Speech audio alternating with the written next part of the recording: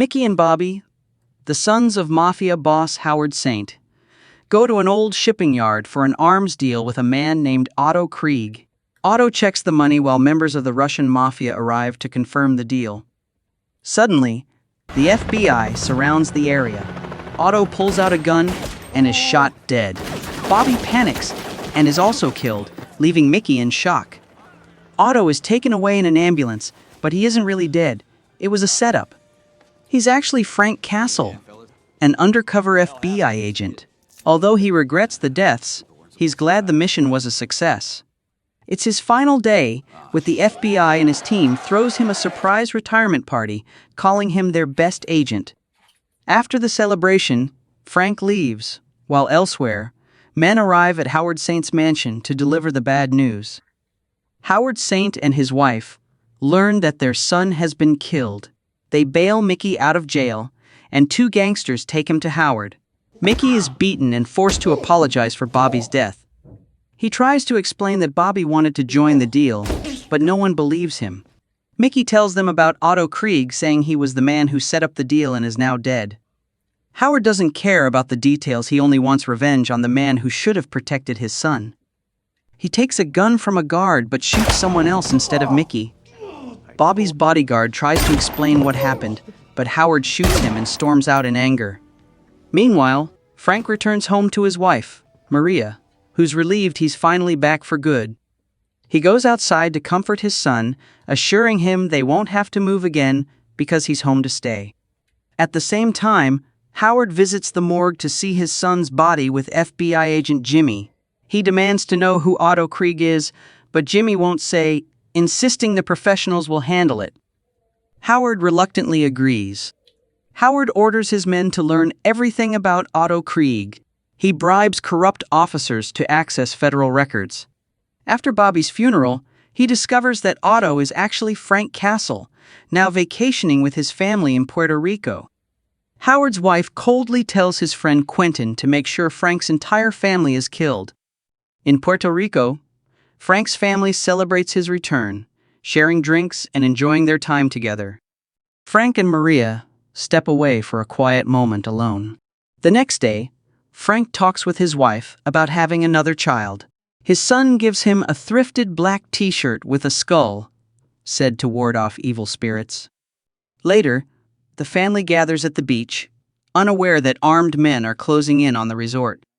As Frank and his father look over their guns, gunfire erupts. The family tries to escape, but is gunned down one by one. Frank and his father grab their guns and kill several attackers. Meanwhile, Maria and their son hide on the beach. When Frank and his father reach the shore, everyone else is dead. Frank's father is shot, and Frank fights one of the gunmen.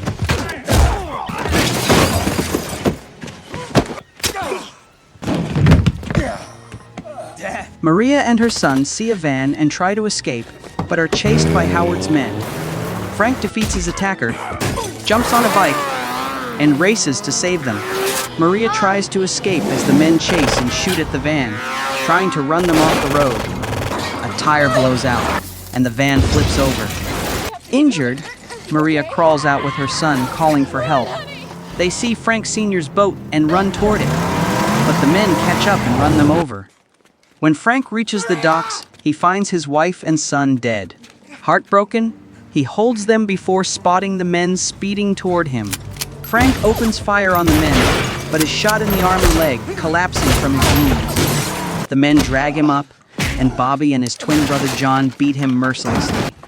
They take him to the edge of the docks, shoot him, pour gasoline, and set the place on fire. The explosion blasts Frank into the water. Badly injured, he manages to swim to shore and collapses on the beach. Frank is rescued by a local fisherman named Candelaria. Meanwhile, Howard and his wife celebrate their revenge with Quentin and John. During the party, Howard talks business while Quentin dances with Olivia, making Howard suspicious of their closeness. 5 months later in Puerto Rico, John has fully recovered. Determined to avenge his family, Frank gathers his father's weapons and prepares to leave. Seeing the skull shirt his son gave him, he thanks Candelaria, who wishes him luck. Frank replies that God will sit this one out. He then returns to New York and moves into an abandoned apartment. Frank prepares for revenge by filling his building with weapons and traps. He buys a 1960 Pontiac and upgrades it, making it bulletproof. His neighbors Joan, Bumpo, and Spocker Dave notice his odd behavior and wonder what he does, but they're too scared to ask. One night, as Mickey leaves work, Frank kidnaps him and chains him up in his apartment. Frank threatens to kill Mickey unless he reveals information about Howard. Mickey doesn't realize how dangerous Frank is until he lights a torch beside him. Pretending to torture him, Frank heats a steak with the torch, then presses a cold popsicle against Mickey's back, tricking him into thinking he's being burned. Mickey screams in pain, convinced he's being burned. The noise scares the neighbors, who quickly hide in their rooms. Terrified, Mickey gives up information about Howard's money laundering business. When Frank finally releases him, Mickey is shocked to find he isn't burned at all. Angry at Howard and his family, Mickey decides to help Frank, revealing that Howard's wife is the real mastermind behind everything. Frank starts tracking Howard, his son John, and Quentin, and learns that Quentin is secretly attracted to men. To send a warning, Frank removes his own headstone from the cemetery and drops it on Howard's golf course, signaling the start of his revenge. Frank confronts Jimmy and the police chief, demanding to know why no one has been punished for his family's murder. But Howard's power keeps the killers protected. Frustrated, Frank takes matters into his own hands. He breaks into Howard's money storage, knocks out several guards, and forces the rest to gather all the cash. Frank cuts through the glass and orders the men to throw the cash out the window. Outside, people cheer as money rains down. When Frank steps out, two men confront him, but he quickly kills them both. Back at his apartment, he's haunted by memories of his family and drinks to numb the pain. Meanwhile, Howard meets with Quentin and John, confused about how Frank is still alive.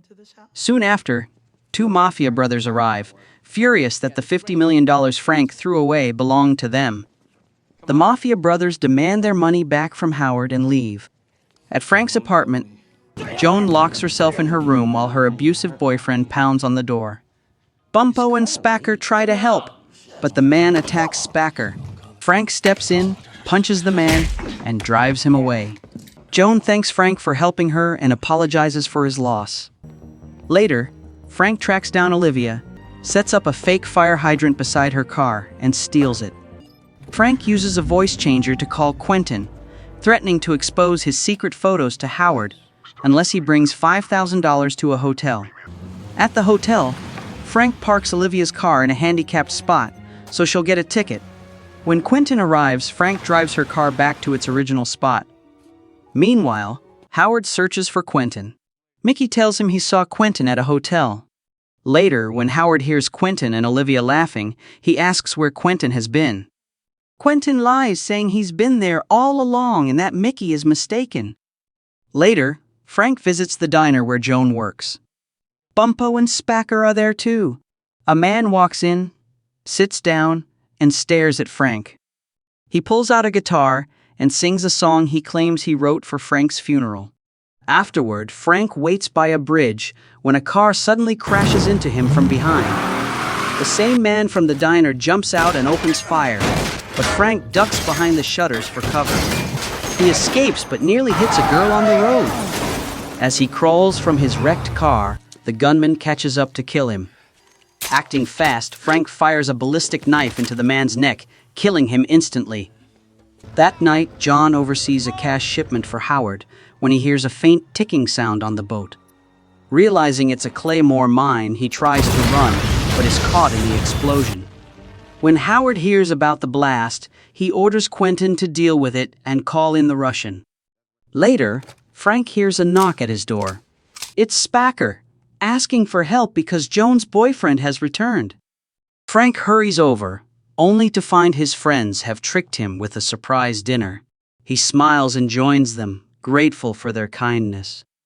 Everyone takes turns saying what they're thankful for, and Frank simply says he's thankful for the meal. After dinner, Spacker and Bumpo leave, giving Frank and Joan time alone. They talk, and Joan tells him that good memories can save a person. She tries to kiss him, but Frank gently pulls away and leaves.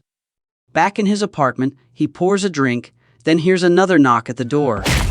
Frank opens the door and is suddenly attacked by a huge man dressed like Waldo. Frank stabs him, but the man barely reacts and makes Frank stab himself instead. The brute overpowers Frank, tossing him around the room. Frank tries to use a grenade, but the man throws it back, causing a massive explosion. Frank struggles and begins to lose the fight. When he pulls out his gun, the man crushes it and throws him through the walls, crashing into Joan's apartment. Desperate, Frank throws boiling water in the man's face, then tackles him over the staircase, killing him.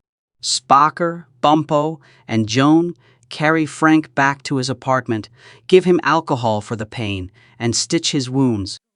As they finish, Spocker spots John, Quentin, and two men arriving outside. They quickly hide Frank before the men enter. Inside, only Spocker and Bumpo are visible. Quentin demands to know where Castle is, but they stay silent. He sits in front of Spocker and starts questioning him. When Spocker refuses to talk, Quentin begins tearing out his piercings one by one. The men leave without learning anything. When Howard hears about the Russian's death, he orders John to gather their men, saying they're going hunting. Meanwhile, Frank, who was hiding in the elevator shaft, climbs out and quietly kills the guard watching him. He finds Spocker bleeding and realizes Spocker risked himself to protect him. Spocker tells Frank he did it because they're family. Frank prepares his weapons as Joan tries to stop him, but he's made up his mind. Later, Olivia goes out, and Frank breaks into her car, stealing her diamond earrings. He then calls Quentin and demands $10,000 for the incriminating photos. Frank contacts Mickey to put his plan in motion. Mickey shows Howard a parking ticket proving Olivia's car was at the hotel the same time as Quentin. Suspicious, Howard goes to Quentin's apartment and finds Olivia's diamond earrings on the bed. When Quentin arrives, he's shocked to see Howard waiting. Realizing the truth, Howard confronts him about the affair. Cheating. In a rage, Howard attacks and fatally stabs his best friend, ignoring his pleas to stop. When Olivia comes home, she finds Howard wrecking the house. He accuses her having an affair with Quentin, but she insists Quentin was interested in men. Howard refuses to listen. Consumed by anger, he drives her to the place where they first met, drags her to an overpass, and throws her onto the train tracks, killing her. Howard returns to his office and gathers a team of killers to hunt down Frank. Meanwhile, John shows up looking for Quentin and his mother, only to learn Quentin is in trouble and his mother took the train. In the woods, Frank readies his weapons. He declares that the man he once was died with his family and that he is now the Punisher. Wearing a vest with a white skull, he begins his assault, killing a guard with an arrow, planting bombs under vehicles, and breaking into the house. Frank kills another guard, plants explosives on the door, and heads upstairs. A man radios down for champagne to be sent up in the elevator. Frank sends it rigged with a claymore mine that explodes and destroys the room. He keeps fighting, killing more men and nearly hitting Howard, who escapes in the lift. Frank is hit twice in the vest by a shotgun, but survives and kills his attacker. Meanwhile, Howard and a guard head for the exit, but a bomb explodes, killing the guard instantly. Frank finds John trapped under debris, forces him to hold a mine, and leaves him there. He then corners Howard as he tries to escape. Howard tries to run outside, but Joan's scream is followed by an explosion. Frank shoots Howard, who mocks him before dying, reminding him he killed his best friend and wife. Frank ties Howard to a car, straps a bomb to him, and sends the car through a line of exploding vehicles, burning him to death. With his revenge done, Frank goes home and prepares to kill himself, but a vision of his wife stops him, and he walks away instead. As he leaves, he warns that the Punisher will come for all wrongdoers.